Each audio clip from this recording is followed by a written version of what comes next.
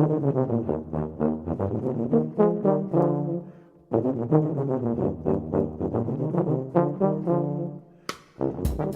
géographie permet de comprendre le passé au travers du milieu dans lequel nous vivons. Pour cela, toutes les facettes, en disant toutes les facettes, je suis optimiste parce que je pense que Michel n'aura pas le temps de les examiner, mais toutes les facettes de cette discipline sont là pour nous permettre seront mises en œuvre. Donc je passe tout de suite la parole à Michel Pouillet.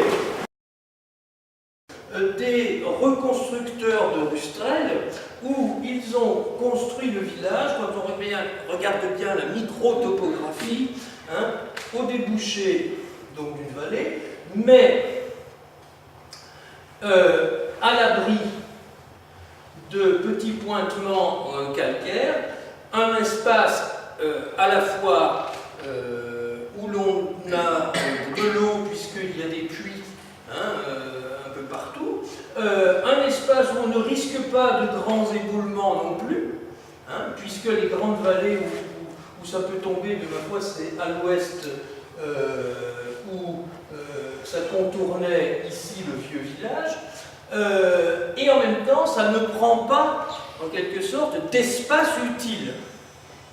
Je crois que ça c'est une donnée essentielle. Quand on construisait un village, il fallait surtout que ça mange le moins possible, hein, d'espace utile.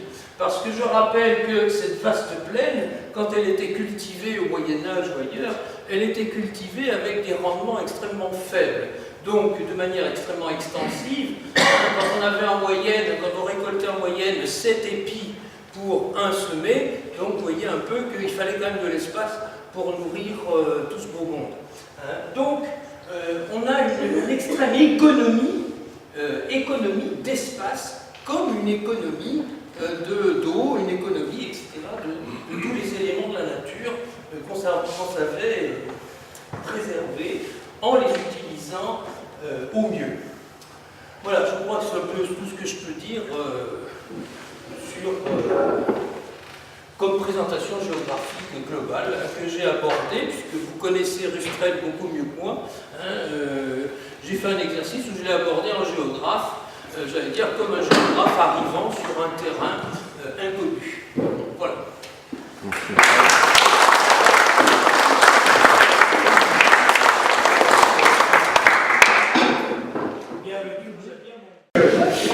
L'efficacité de Michel nous a permis de retomber pile poil dans les horaires que nous avions fixés. Donc merci beaucoup Michel, tu as été très discipliné comme à l'habitude, mais n'allez pas croire que je... Il y a en prospection, les indices sont très ténus, hein, on trouve rarement des objets entiers, hein, parce que c'est essentiellement des petits blocs, des questions de céramique, etc. Et ici, voilà, dans un champ au bio, on peut retrouver des exemples de calcaire taillés sur toutes ces faces, sur 3 de ces faces en tout cas, mais rien de plus probant. Sur tout le quartier, les vieux Grand Saint-Julien, les vieux Ouest et les vieux La Bessonne, le matériel recueilli existe, c'est-à-dire qu'on recueille des morceaux de tuiles, plates ou un brise, donc tuiles rondes, du mortier de chaude, des pierres taillées, de la céramique, mais de façon un petit peu éparpillée. Donc on voit des indices de sites pour ce quartier-là, mais pas de site à proprement parler, clairement identifié. De se détériorer, malheureusement, vitesse grand V, avec même l'échénage d'angle qui tombe et qui manque de couverture. On va passer, donc ce site est intéressant puisqu'il figure aussi dès le XIIIe siècle, hein, sur les comptes des cibles, elle est synodale au XVIe siècle. Voilà, donc il est un site clairement identifié. De même que Notre-Dame-des-Anges, donc aussi une chapelle, un nef unique également, du XIIe, qui a été rallongé par la suite, hein, donc il y a un décrochement, rallongé au XVIIe siècle, qui se situe à proximité d'un castrum en fait, qui est donc une occupation avant, hein, du XIe et XIIIe siècle. On peut passer les images rapidement, je pense que j'ai explosé complètement le temps. Donc voilà, la chapelle avec un petit clocher, donc je crois que c'est en 2001, quelque chose comme ça, que le toit a été complètement refait. Et la chapelle avec la nef unique, une inscription à l'entrée qui est une inscription vraisemblablement moderne. Et ensuite voilà, des restes de grottes aménagées et des restes de on va dire, de murs très difficiles à identifier, mais qui marquent la collection du castrum avec tout autour des découvertes de céramique grise.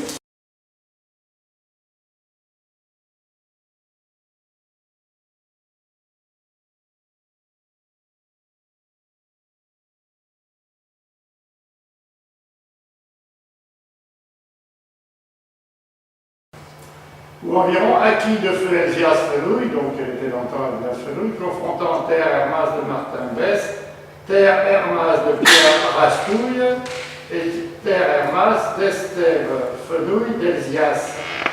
Donc Elsias, il apparaît déjà là. Tu passes tout ça de le suivant. Un peu deux mots sur ce, au fur et à mesure qu'on va regarder dans ce texte. Bon, deux mots sur ce texte. C'est le cadastre de 1607 tel qu'il est daté par les gens de Rustrel. À mon avis, vu la notation qu'il y a dessus, je pense qu'il est peut-être même légèrement antérieur, il doit être autour de 1600. Donc c'est une écriture très très classique de cette époque-là. C'est un registre, disons, fiscal. Donc, à cette époque-là, les propriétaires sont cités, sont classés par prénom, et non pas par patronyme. Item à Lubac, Civet, au vallon de l'As Aurel. Finalement, c'est Lubac, ce qui est à l'ombre. Et donc, nous sommes au voisinage de la Doie. Et donc, dans le terrier, plusieurs fois apparaît le lieu-dit Aurel, parfois avec un seul L.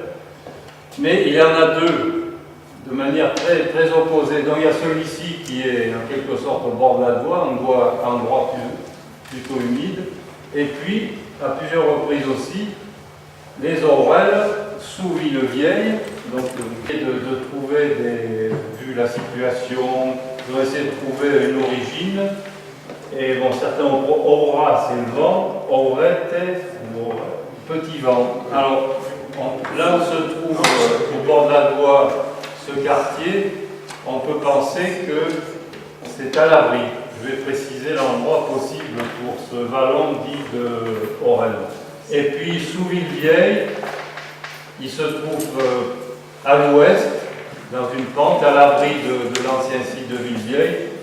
On peut peut-être penser que là, les vents, même s'ils sont importants, le sont moins qu'ailleurs. Enfin, il y a peut-être d'autres origines. Alors, quant à la localisation, qui n'est pas précise, du vallon de l'As Aurel, alors, dans d'autres documents, d'autres paragraphes où ce toponyme apparaît, on voit souvent des fenouilles.